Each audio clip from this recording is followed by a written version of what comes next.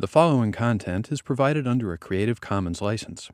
Your support will help MIT OpenCourseware continue to offer high-quality educational resources for free. To make a donation or view additional materials from hundreds of MIT courses, visit MIT OpenCourseware at ocw.mit.edu.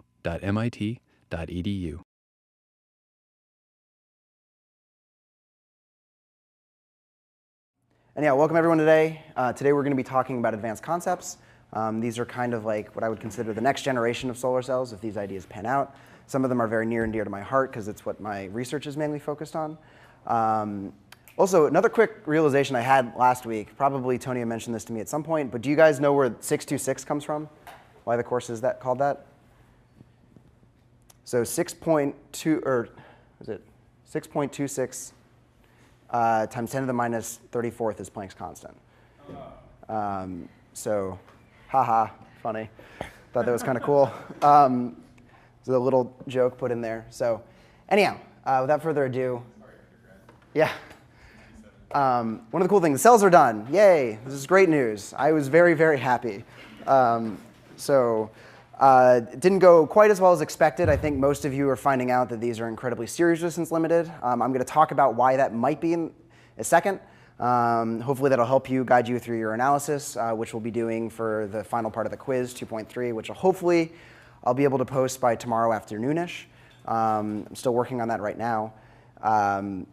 But just to give you guys kind of the processing that you didn't get to see, this is what the contact firing looks like. It's a very, very, very fast process. It's really remarkable to me that it combines so many photolithographic steps that if you wanted to make this in the lab using photolithography, and condenses these 6 or 7 steps into one process. So it's pretty remarkable.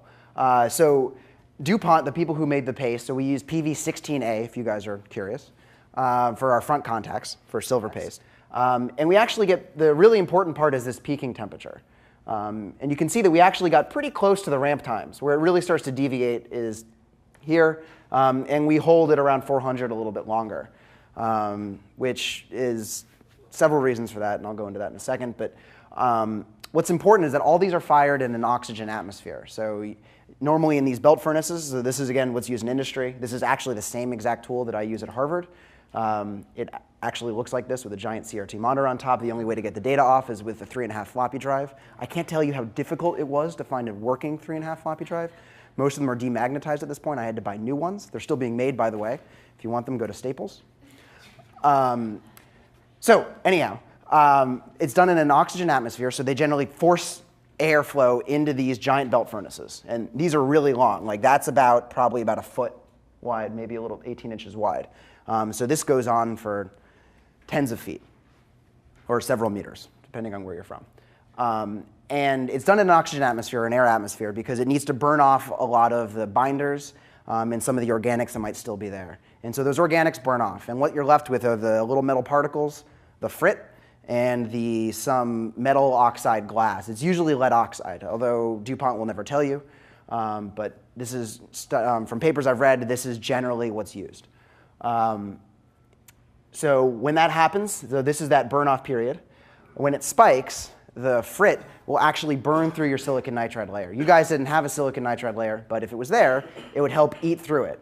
And so that way you remove the dielectric so you can actually make metal contact with your silicon surface underneath. That firing will, during that peak, also simultaneously, these metal particles will melt and form this triple eutectic point with the silicon underneath it. So the triple comes from the silver, the silicon, and the lead. The lead actually dissociates from the glass. This lowers the melting temperature of that mixture. And you can make good ohmic contact with the surface. So it's actually a pretty remarkable, incredible process. It's still almost kind of magic to me on how the whole thing works. And a lot of it's just kind of guess and check and still very proprietary. So the science is still a little lacking there. You don't find a lot of good articles explaining the science of it. I have a few if you guys are interested. NREL's put out a lot of really interesting stuff. And some of the ways they actually figure out the actual profile underneath the contacts versus you measure the temperature on the side of the contact, so actually touching the silicon or the silicon nitride surface, is you actually measure hydrogen diffusion underneath it. And so they'll actually etch off the contacts and measure using secondary ion mass spectroscopy, measure the hydrogen concentration off the contact and underneath the contact, and that actually tell you what temperature it saw based on that diffusion profile. So there is some good science going on, but there's not a lot of great papers on the on it. So anyhow, that just kind of gives you what I was working on over the weekend trying to get these cells fired. So I aggregated a lot of the results and tried to make sense of what was going on. I think I showed some of you different firing temperatures and the fill factors we got, and there was kind of just noisy data, so I couldn't get any real trends. The best trend I could find was that if you take the median of all the short circuit currents of the cells and you look at the ones with 4 millimeter and 2 millimeter spacing, the 4 millimeter spacing has a slightly higher short circuit current, presumably due to shading losses. If you look at the relative areas that each of these cover up, you would expect a 4% increase. This is about 3%. So I'll take that as fact. It might be, it's certainly within the noise and the error of the number of samples that we have, but I thought it was interesting nonetheless. Additionally, I plotted the series resistance that I calculated from your dark IV curves and plotted your maximum power. I also removed all the cells that were broken. I'm sure if I actually normalized them, there were some of the cells that were broken actually performed a lot better. And I'll get into maybe why that was the case in a second. But really the take-home message is that our really best performing cells are all clumped over here. And so you can see that our best cells have a very low series resistance. That's not always the case. There's some outliers like this guy here, and I don't know how that happened. But so some really interesting things going on. I'm still trying to sift through it. So I talked about this, I think, yesterday in the analysis section, but there's several sources of series resistance. Are any of you guys familiar with what they are? There's bulk resistance and emitter sheet resistance. Emitter sheet resistance, and then Line, contact. line. So there's line resistance along the fingers, and then there's contact resistance. So I'm going to draw this out really quickly. So if you have, this is your emitter. You have a contact here, and a contact here. If you generate an electron here, it'll diffuse, hit the junction. Then it has to flow through the emitter to the contact. There's an associated resistance with that. That's the series resistance that we taught in class that has to do with the emitter resistance. Additionally, to hop over that metal semiconductor junction, there's actually a resistance there. That's called a contact resistance. So this is emitter.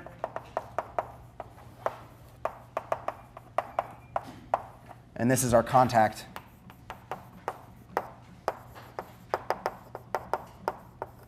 And then it has to travel from the line to the bus bar here. And that's our line resistance.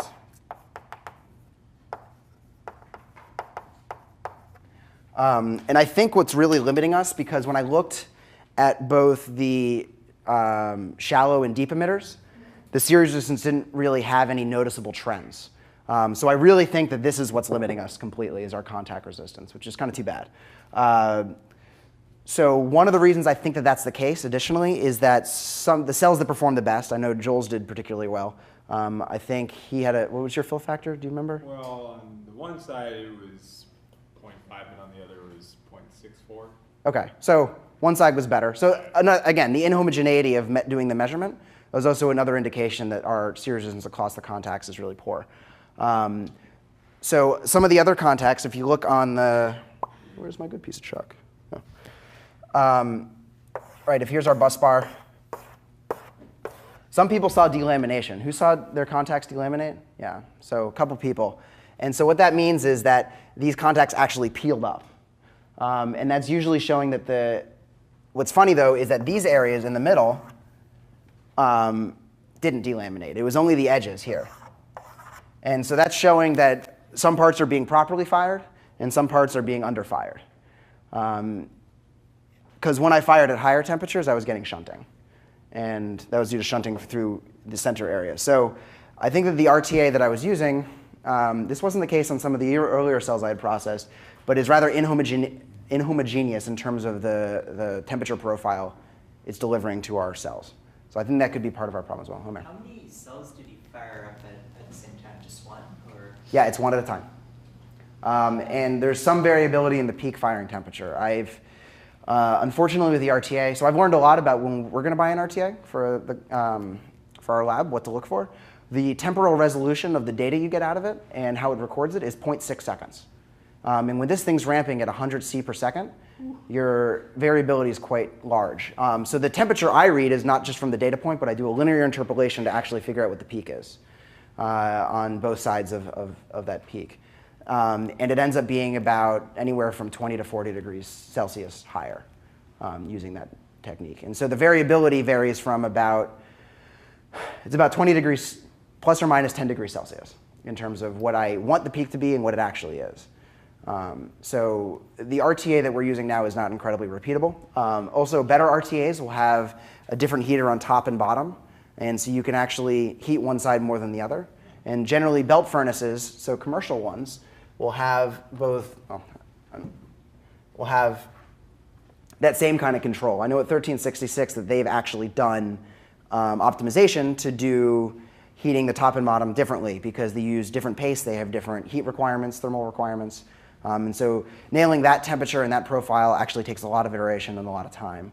And it's really just learning the tool as opposed to again, good science behind it. So it can be rather difficult and time consuming to do. That's what I have to say about the cells. I think overall though, I think the efficiencies are on the order of 6 to I think 9% for some of the cells. So that's not too bad. I'm still rather pleased with that. So, okay.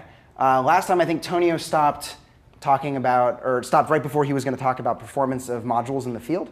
And the what's the difference between your cell efficiency and your module efficiency.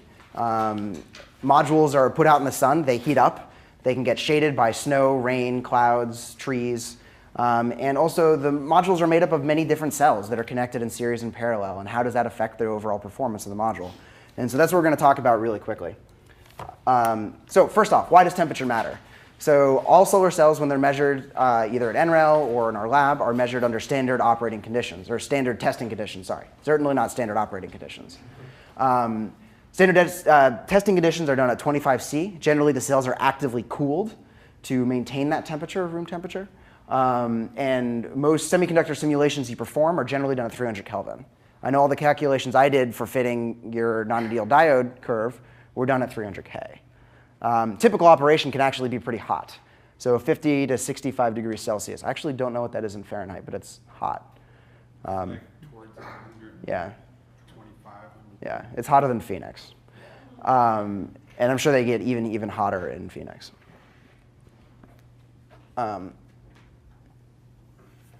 Okay, so the effect of temperature. So how does it affect VOC? If you recall, this is our diode equation. We have illumination current, which we'll get to how that's affected by temperature in a second. But for now, just ignore that. Assume it stays constant. So one of the things that's really affecting your VOC, so remember your VOC is going to make your current go to 0. And the main thing that's being altered is your saturation current. So your intrinsic carrier concentration, your diffusivity. So who here thinks your VOC is going to go up with temperature? Anyone? And who thinks it'll go down? Who has no idea? OK, so who raised their hand for it'll go down? Sorry. Ben, do you have any ideas why that might be the case? No. OK. So what's going to happen to your I naught with increased temperature? So the intrinsic carrier concentration, Ni, is going to increase. Right. And that should increase I naught. That should increase I naught. So therefore, it's going to take a smaller voltage to counteract I sub L to make I equal to 0, right? And so why does N sub I increase with temperature? Just greater thermal energy present increases the probability that electrons can be excited from the valence. Right, so it increases the number of thermally promoted carriers. And so that effect can actually be pretty stark. And now we go to a demo. Yay.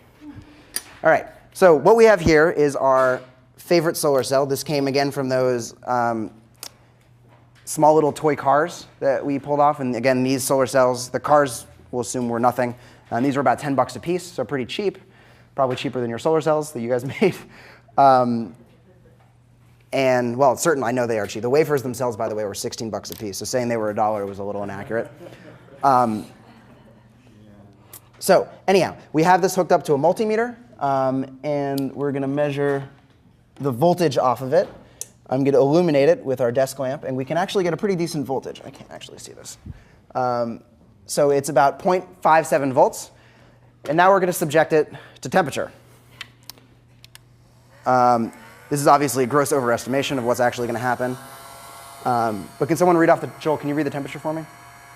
Temperature or the Sorry, the voltage. Yeah, we're at 0.561 and decreasing, oh yeah, down to 0.55, 0.54, 0.53. So it's going down. OK. So congratulations to the people who said it would go down. Correct. Hopefully that'll cool down. Wow, that's actually quite hot. Anyhow, so that's what happens in the field. So when these cells heat up, you actually lose on your VOC. And if you really want to, you can go through all the math. You know what the equation is for your VOC. It's shown here. And you can go through this if you like. It's all on PV/CD-ROM if you want to go through the derivation. You then can take the derivative with respect to temperature.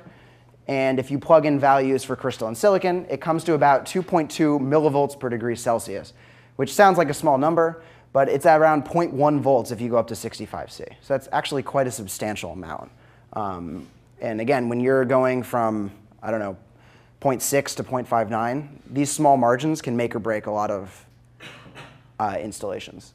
So that's an important one. OK, now, this one's a little harder. What do you think will happen with your illumination current or your ISC?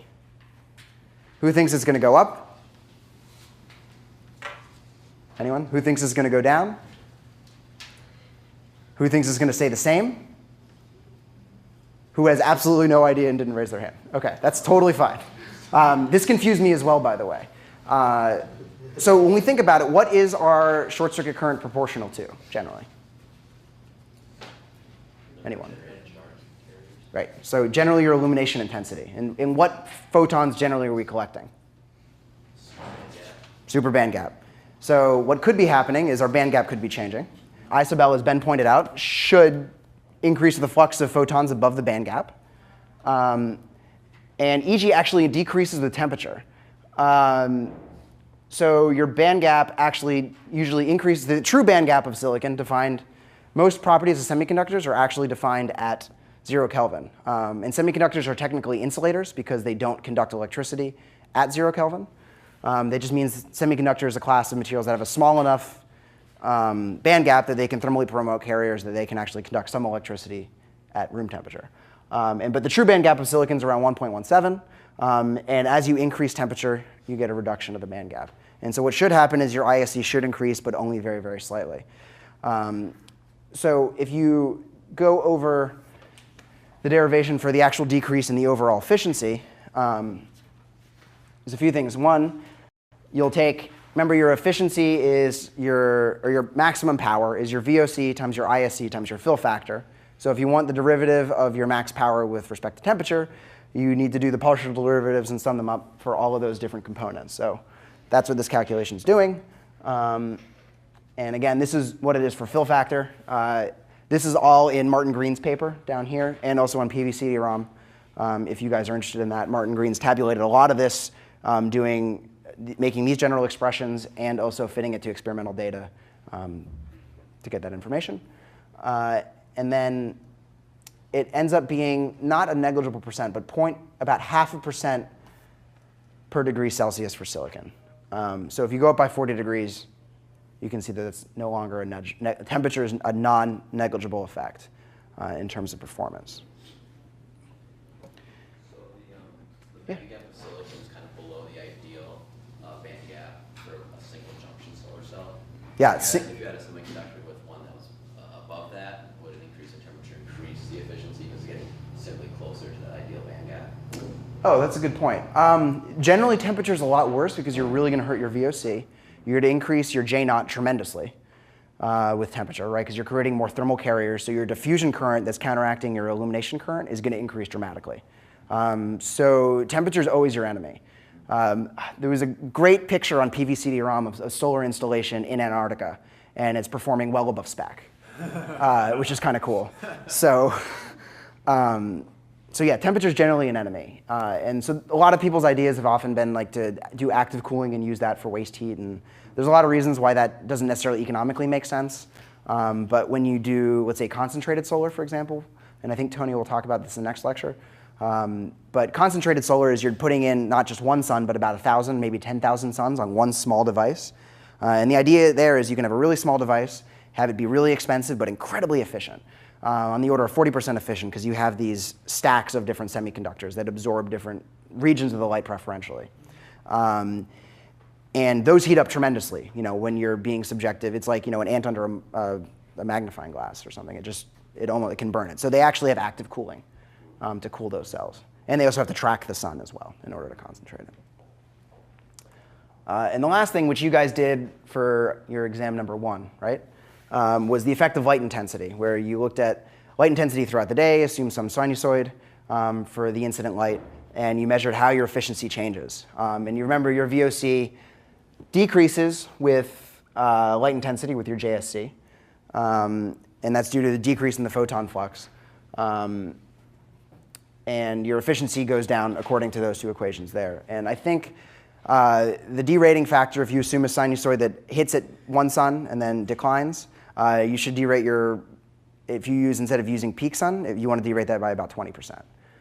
So it's actually pretty substantial. I was kind of surprised at that finding. Okay.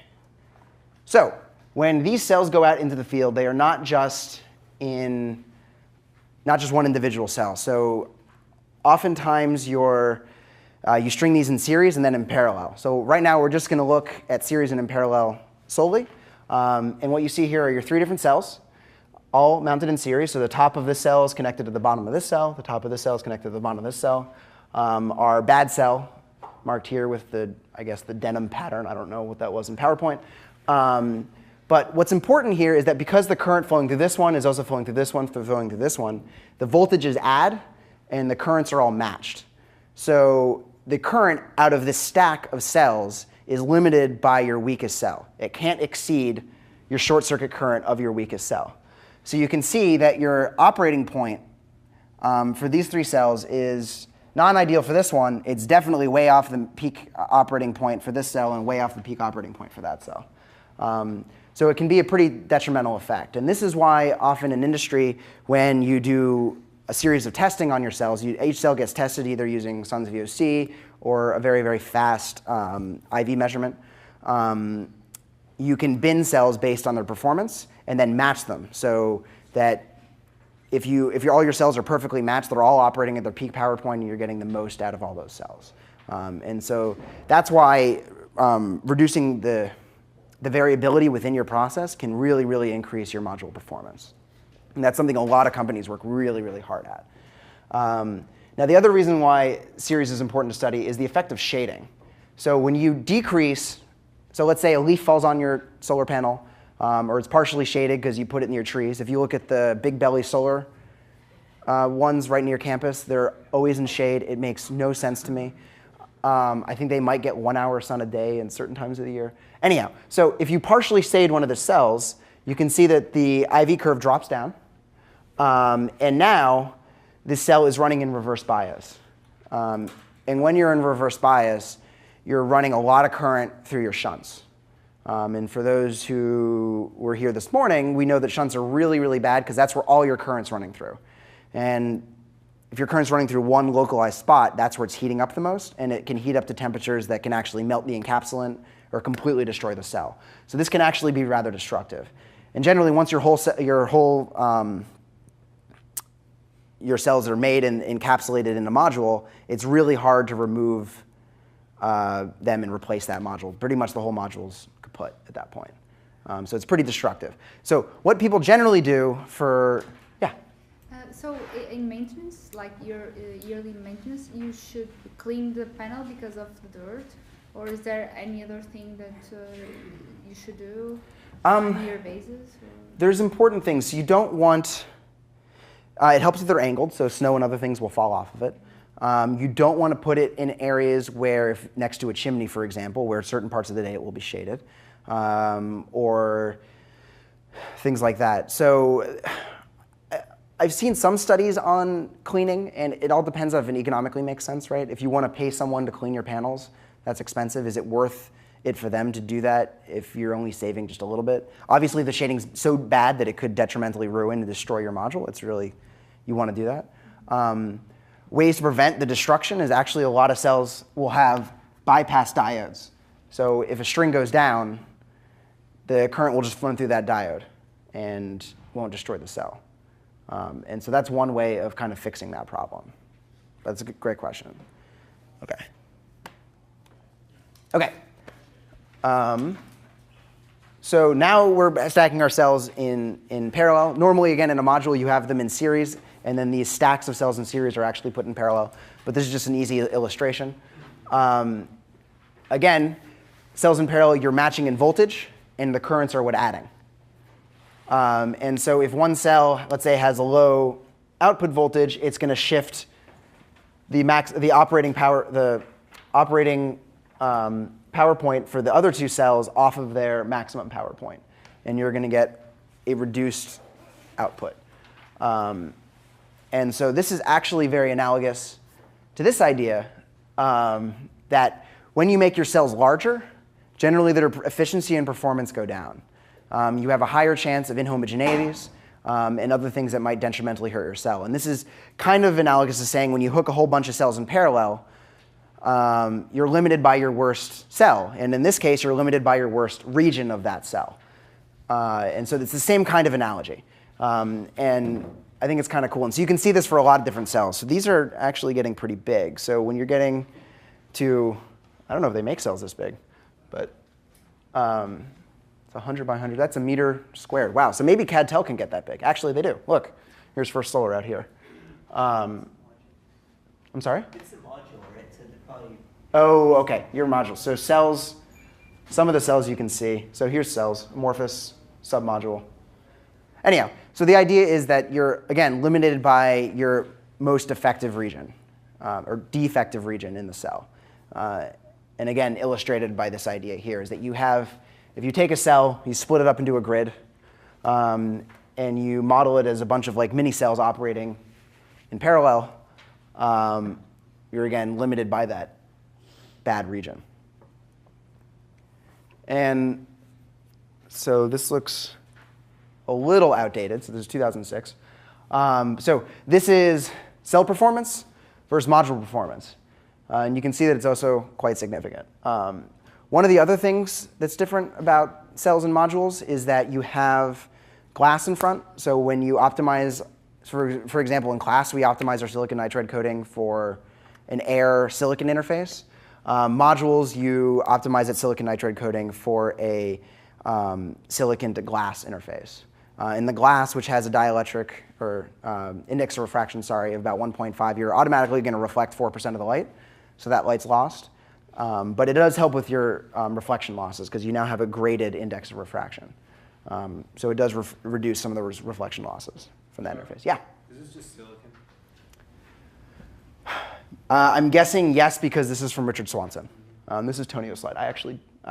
My guess would be yes, but don't quote me on that. Yeah.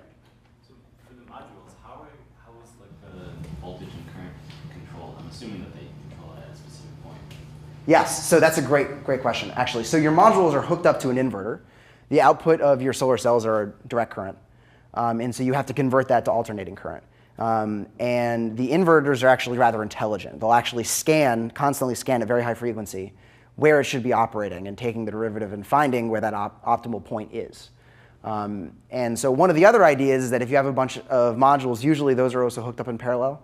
And the idea is to have, instead of just one inverter, micro-inverters, so small inverters for each one. So that way, each of those are operating at the maximum power point.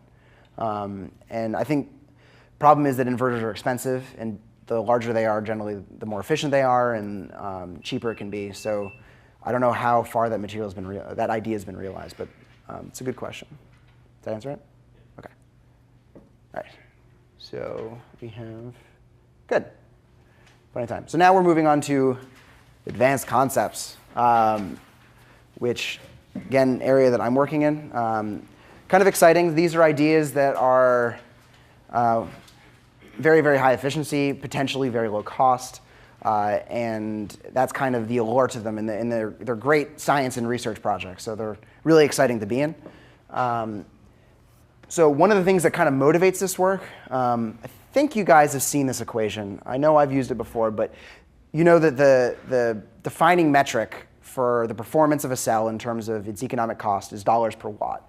So dollars per watt peak. This is all defined at your peak sun illumination. This makes it location blind, right? The real important thing when integrating it onto the grid is, how much are you paying in terms of cents per kilowatt hour. But to make it location blind, you put it into dollars per watt. And dollars per watt is a function of many things. It's how much does it cost to make the module itself. So how many dollars per given area. You divide it by the insolation. For dollars per watt peak, you'd set that to AM 1.5 or 1,000 kilowatts per meter squared.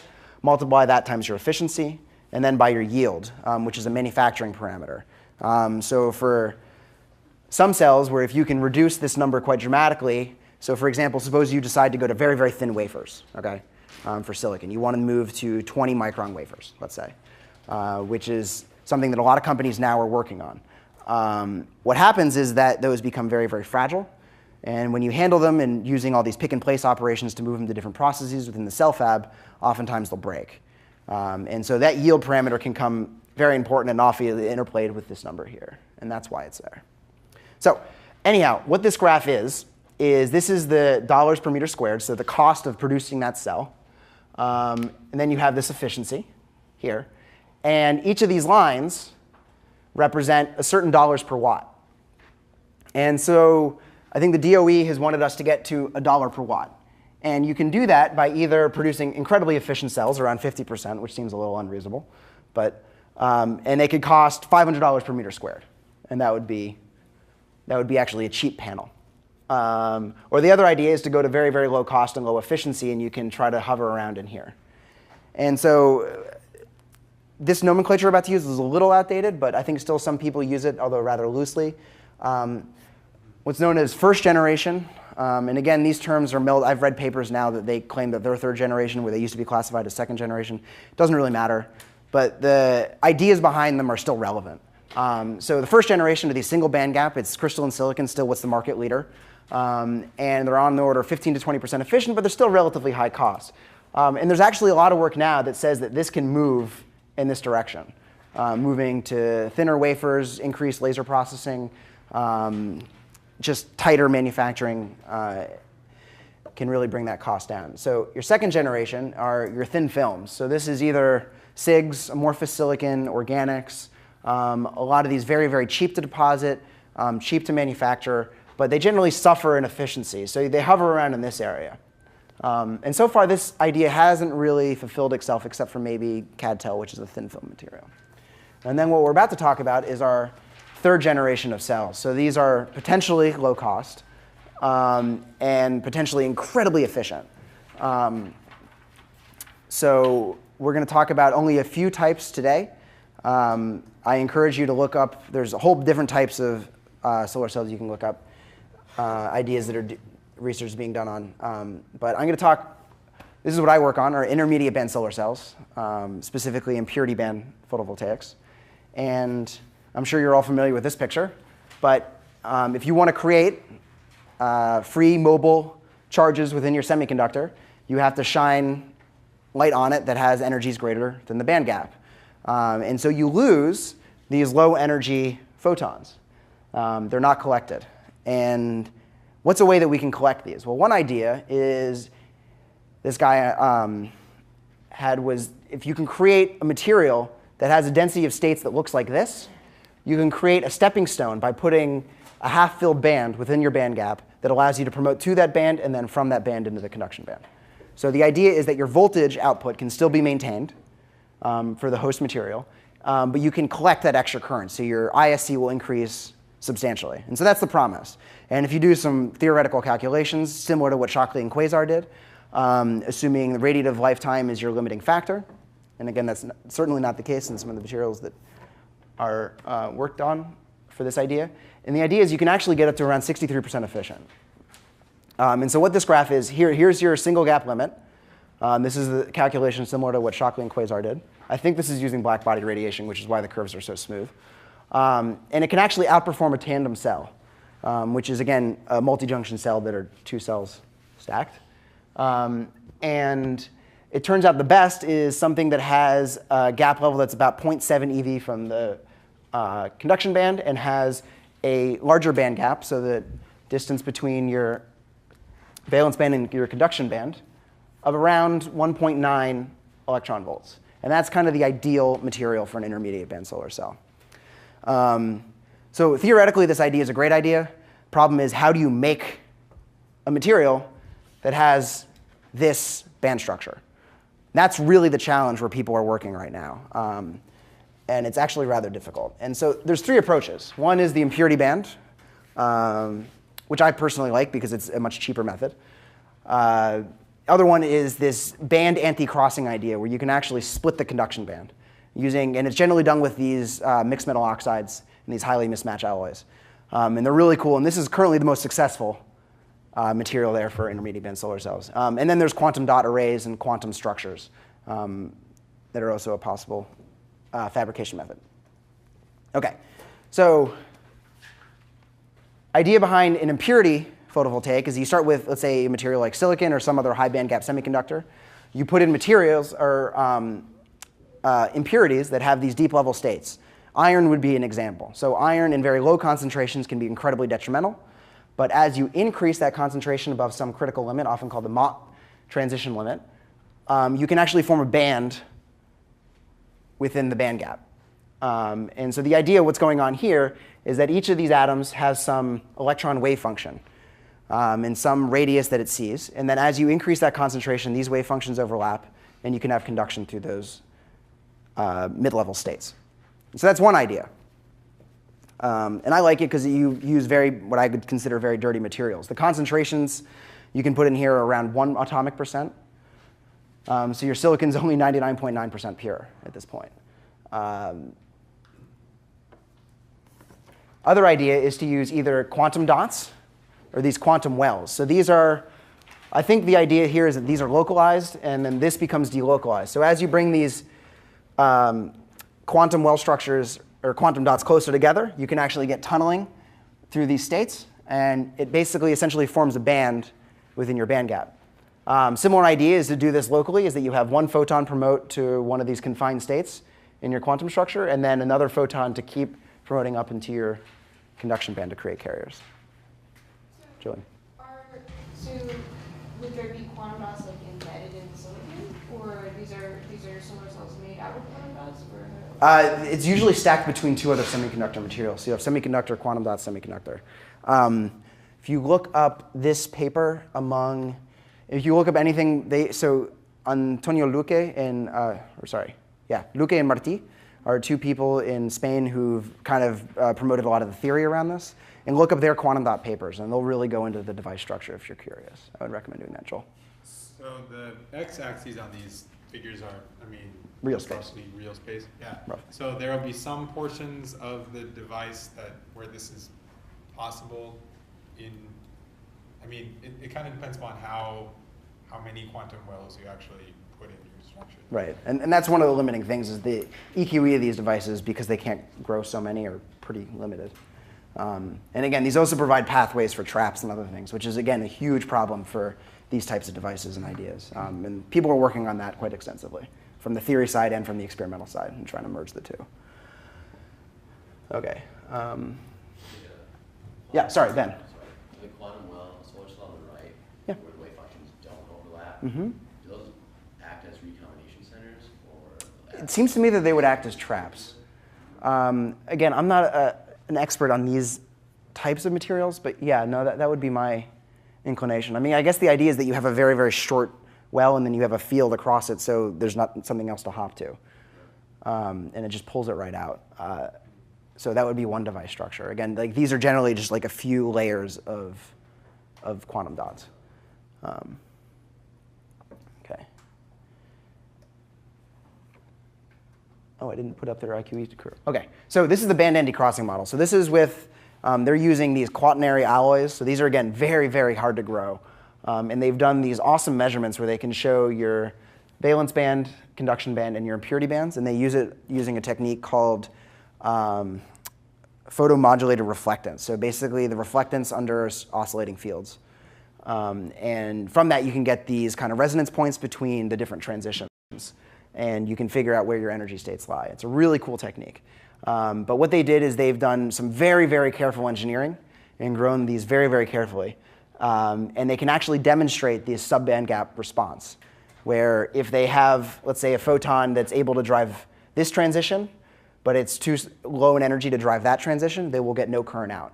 And then as soon as they add the higher one, the current will increase. And then if they turn off that low energy photon source, the current decreases but doesn't stop, because the other high energy photon can do both promotions. So this is actually one of the only successful devices of impurity band solar cells, and it was quite an awesome feat. So, okay. I think one of the few ones we'll talk about for another advanced concept is hot carrier cells. This is something I think Martin Green pioneered, and I believe is still working on. I haven't heard much about them recently, so I don't know what the progress is there.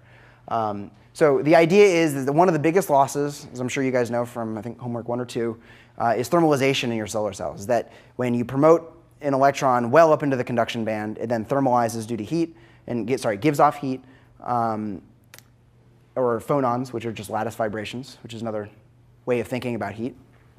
And that process, the problem is that's incredibly fast. If you look at the time scales here, so you come in, you promote this electron way up into your conduction band. This is what it looks like prior at that promotion, and then it slowly decays. And that decay happens over about a picosecond. So if you want to move your carrier in a picosecond, if you know what your field is, you can see how long that length is. And that length scale is also incredibly short. And so one of the ideas is, OK, how either we can decrease our path length, or we can somehow slow down thermalization. And that's actually one idea. And to slow down thermalization is something that they call carrier cooling. And basically making certain types of device structures or material structures, you can inhibit certain phonon modes. So when these electrons get promoted, they want to give off heat. They basically give off lattice vibrations. So they want to shake the atoms around them and distribute those, that motion. If you prevent that from happening somehow through certain types of structures, you can allow that process to go slower. And that's one of the ideas. Extracting the carriers is also kind of difficult. You need to have contacts that are selective, that can take the hot carriers at all the different energies that they're promoted at. And that's also a really difficult idea. And some of the ideas that they've been working on are these resonant tunneling contacts. So again, this is kind of hairy stuff. This has been, I think these slides are rather old, and I don't know what's come of this research. So it's a really exciting idea, and I encourage you guys to look more into it. OK, so now we're going to move a little bit away from advanced concepts and talk about kind of bulk thin film materials. I think we're actually going to end quite early, which is fine. So the most common commercially available type of material are these wafer-based materials. So monocrystalline, which you know, which is what our cells were made out of. There's CZ, or Krasovsky growth, probably pronouncing that wrong, silicon. Multicrystalline silicon, which I think Tony was showing you what that looks like. You can see the different grains. They're actually quite pretty. Ribbon silicon, which was pioneered by Evergreen. And I think now that technology is gone. Evergreen went out of business. So I don't think that technology is still around. Savello still might be making modules. Anyhow, so thin films. CadTel is still currently, or First Solar is still one of the cheapest module makers. Their process was so cheap and that their efficiency really suffered because they didn't even have an ARC coating for the first 5 or 10 years of development. And they said we didn't need it. And they were right. They were still outperforming silicon people. That's becoming less so the case. And one of the big problems with CadTel, as you guys know, is the shortage of tellurium and also the toxicity, which some people are really concerned about. Yeah? Just a note on that. So Sure. we were debating in this class whether they should be allowed to be imported into Japan. Sure. And my understanding from the reading was that Japan actually does not allow cadmium telluride imports. Is that correct? I guess so. Then yes. Oh, okay. I don't actually know. I do know that CadTel is a very stable compound, and I know people who work with it here, and they actually work on recycling it, so how to dissolve it and separate the two elements. And they're not worried about the hazards of the actual raw material, because it's a pretty stable compound. But a lot of people do worry about it, and it's certainly a valid concern. So, but one of the thin film replacements, well, amorphous silicon, I think you guys know what that is, but that's deposited silicon. It has no real lattice structure to speak of. It's kind of a disordered mess, which means it has a lot of dangling bonds. It has very, very low mobilities as a result, low lifetimes as a result, and also coincidentally has low mobilities. You also deposit it, and you deposit it with hydrogen to passivate all of those dangling bonds. And that's usually done with either plasma-enhanced chemical vapor deposition, and it's done on either metal or glass. And so it has potential to be very cheap. And then one of the things that I think was aimed to replace CadTel was CIGS, so copper, indium, gallium diselenide. I'll get into some of the problems with CIGS in a second. But there are a few startups around it. I think NanoSolar is one, Heliovolt, and I think Cylindro was one, although I don't really want to say their name out loud. So problem with CIGS is if you're looking for Earth-abundant films, again, if we want solar energy to scale to terawatt levels, if we want it to provide all of human energy needs, then we're going to need to use elements and materials that are Earth-abundant, cheap to find, cheap to produce. And CIGS isn't going to get us there. It's got indium and gallium. Indium, which is highly used, and the price has skyrocketed now because I think it's used in your displays and televisions. There's indium in here. Indium tin oxide. Oh, it's ITO, yeah. Yeah, Okay, then that's where it comes from then. Thank you. So what people have been working on are trying to look at replacements. So this is CZTS, so it's copper, zinc, tin. It's sometimes sulfide. This is selenide. But they are also working on replacing the selenium with sulfur, something a little more earth abundant. And this was done at IBM. And it was pretty remarkable, actually, because I think within a very, very short period of time, they were able to get efficiencies of around 9.6%, which for a fledgling material is incredible. And I'll get to why that was so incredible in a second. But again, when thinking about earth-abundant materials, I really recommend you guys read this paper. This is a paper by Cyrus Wadia. It's Environmental Science and Technology. And it looks at all of these different semiconductor materials. And it looks at, in yellow, this is what you could get if you looked at annual production of that semiconductor material now in terms of what is being produced to produce the raw materials that make it.